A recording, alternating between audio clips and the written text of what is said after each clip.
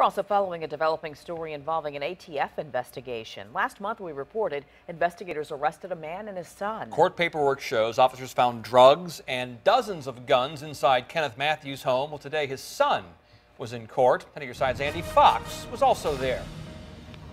Tom, Kenneth Meeks came here to this federal courthouse to have a preliminary hearing.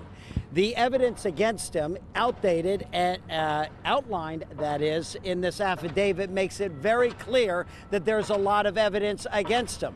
In the end, he decided to waive the preliminary hearing.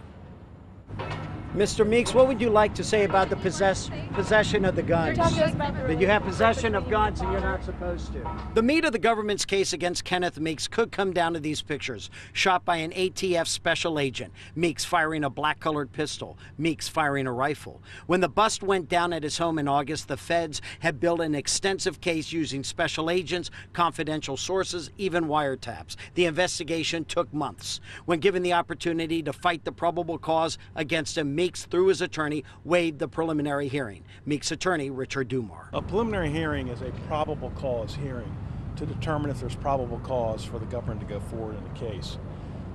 In this case, we decided to waive that hearing and not make the government go through the burden of putting on evidence for the purposes of probable cause. Meeks said nothing as he left the federal courthouse. What do you want to say about the evidence against you? That he carried and fired guns. The fact that you were a felon in possession of a firearm, does that make it difficult for you to go ahead with this case? What about not being able to Will there eventually have to be a plea agreement made?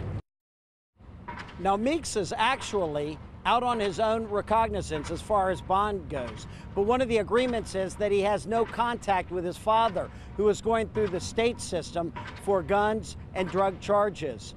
He has said through his attorney that he has had no contact with his father.